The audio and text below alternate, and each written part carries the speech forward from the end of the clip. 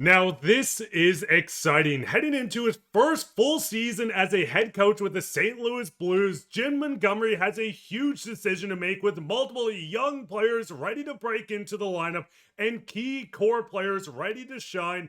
Jim Montgomery is going to have to decide this lineup going into next year, and we're going to break down exactly what to expect with this Blues team and so much more heading into this episode. Before we get into that, I just want to give a huge shout out to everyone watching. If you're part of the 51% that haven't hit the sub button yet and you want to stay up to date on everything around the St. Louis Blues heading into what's lining up to be a special season, make sure to go down and hit it so you don't miss any daily updates. But with that, Darius, let's just hop straight into that, where we know the St. Louis Blues have a lot of key players ready to step up, a lot of young players ready to emerge as stars, and we're going to break down exactly who needs to step up in this lineup for the Blues to hit their next level. Now, looking at Money Puck, you can see out of 150 minutes played together, these are the top lines with expected goals percentage throughout the Blues. One name that goes into the top two is Jordan Kyrou. Now, listen, there's a lot of reports that fly around on Jordan Kyrou. We want to make it very clear, we do not want to trade off Jordan Kyrou, their most consistent goal scorer. 3 straight seasons of 30 goals with this club and 27 the year before, almost 4 straight years. Jordan Kyrou is going to be a huge part of this Blues team, and he's going to anchor the offense on that second line. Now, the biggest thing is we could see he was super productive with Schenn and Holloway, and I fully expect them to go in with this being the staple second line on the team. What are your thoughts on Jordan Kyrou going into next year? Do you think that second line will stick together, and does he have another 30-goal campaign in his back pocket? Yeah, first of all these videos we've been making on Jordan Kyrou is not us saying that they should trade him. It's just that his name is still out there and we're just letting you know and what's going on with the St. Louis Blues. But I fully expect him to be on the team next year and for them to keep him around. I mean, that ship I think has sailed for the most part. They might explore it at some point, but not now. It's not going to happen now. And a lot of people talk about what Jordan Kyrou isn't, but what Jordan Kyrou is consistent, like you brought up, and he's going to score you 30 goals a season. So is he a guy that's going to score 100 points?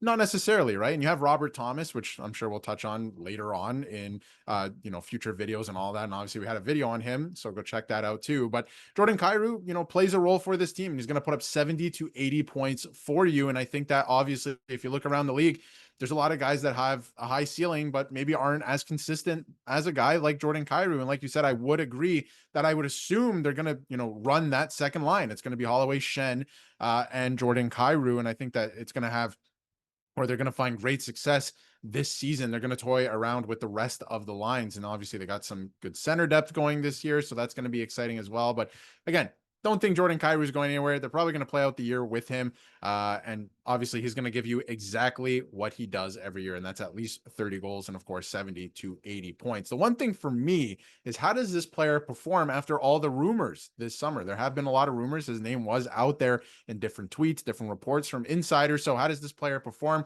Does he put everything past him and obviously come into the season and say, hey, I'm a Blue, I want to be a Blue, they didn't trade me, my no trade clause kicked in, obviously.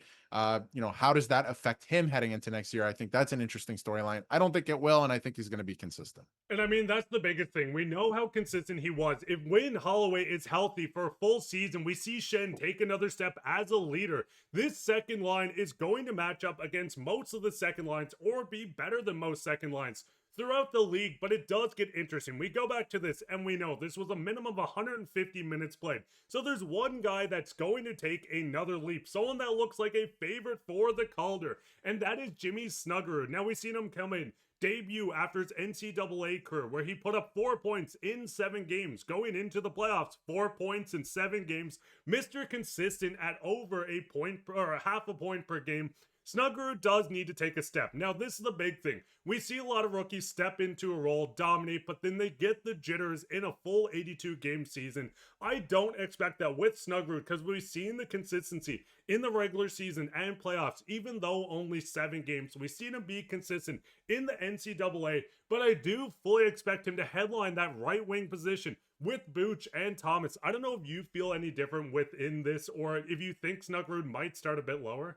I think Booch is an interesting one. I do wonder if he's maybe a little bit lower in the lineup. Let us know how you feel about that in the comments. But in talking about Snuggerud, I think you're right. He should start, at least start on the first line, because he showed that he does belong. But I think the interesting thing heading into this year, and you touched on it a little bit, is yes, he looked great in that small sample size. 4 points in 7 games, obviously in the regular season. And then in the 7 games against the Winnipeg Jets, 4 points as well. He looked like he belonged in all areas of the ice. He was skating very well. And obviously he put up points, and that's what he's here to do. And that's what he's going to do in his NHL career. But we talk a lot about the sophomore slump around the league, and he's not even in his sophomore season yet, really. Like, this is technically his rookie year still, or heading into his rookie year. He's only played 7 games. So that's going to be very interesting to watch how he progresses this year, because he has had a taste. There's so many guys that come in and don't have that taste. They're, thrown right into the fire right away, a full 82-game season. And that's another thing you have to consider too, that the college and the university game is a little bit different in terms of scheduling compared to the junior leagues like the CHL,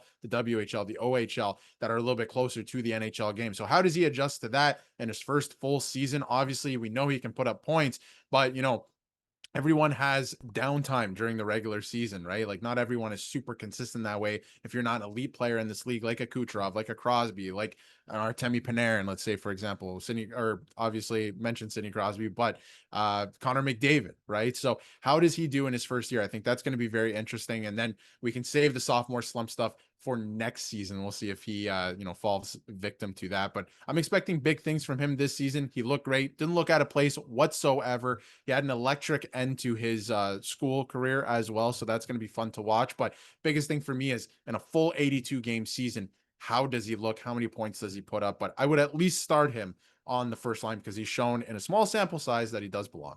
And I think that's the biggest thing. Looking at the NCAA, his longest regular season was 40 games, which he did twice. So doubling this and adding an extra 2 is going to be different for him coming in. But I do expect him to take a step.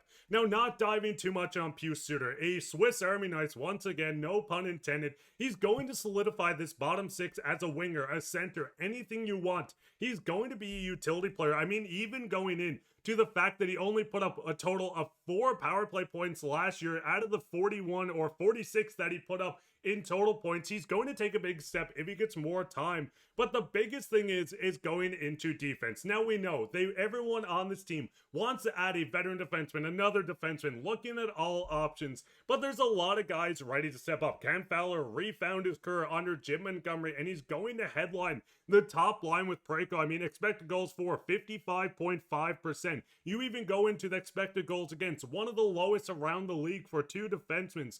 But the big thing with this Blues team is stepping in on the rookies. Now we know Logan Mailloux, a headline of the Bolduc trade, where we do see him come in not having a lot of NHL time, have scored 2 goals in the league, but 8 total games. Darius, looking at this, we know the back end is going to get interesting, where there's 2 younger players on the third pairing instead of someone like Suter. How do you expect Mailloux to break into this lineup?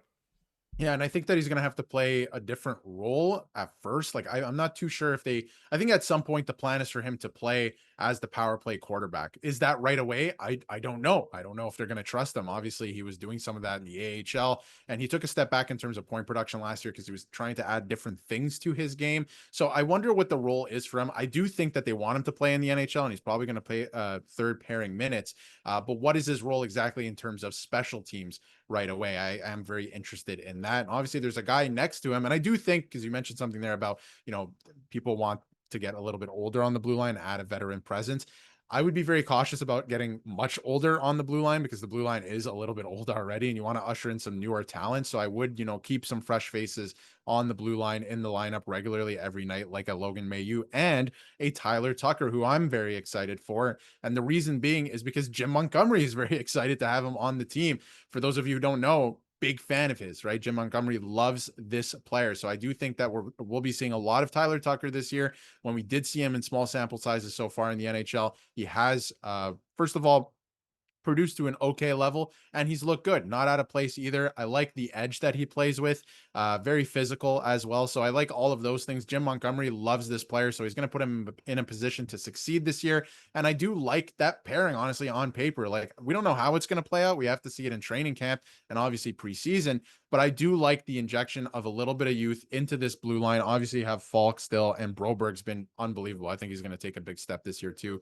Not going to mention him in this video. We'll save that for another one. But Tyler Tucker on the bottom there with a Logan Mailloux, I feel like could be a recipe for success. And I also wonder, again, what is the role for Logan Mailloux this year? I do think you want to at least start ushering him into that power play quarterback role, because that's who he is. That's the type of player he is. So it's going to be exciting to see what they end up doing. And I mean, the big thing is we know they have cap space. They could go to pick up another veteran. Maybe they go after a UFA like Matt Grizzlick sitting in free agency right now. Blues fans, what is your thoughts on some of this younger talent stepping up within the lineup with a lot of star talent ready to break through yet again? What is your thoughts on all this? Go down and leave a comment down below, and we'll get straight into comments of the day with that, where we do see, listen, we're not going out and collaborating and conspiracy against the bull in the China shop. Keep an eye on the next Carbonell video for sure. But like I said, you can take the bull out of the China shop, but you can't take the China shop out of the bull. Who's your guys' favorite prospect? Who do you think is going to take the next step with this team? Is Robert Thomas going to go out and put up a 100+ point season? Are we going to see a 40-goal season out of Jordan Kyrou?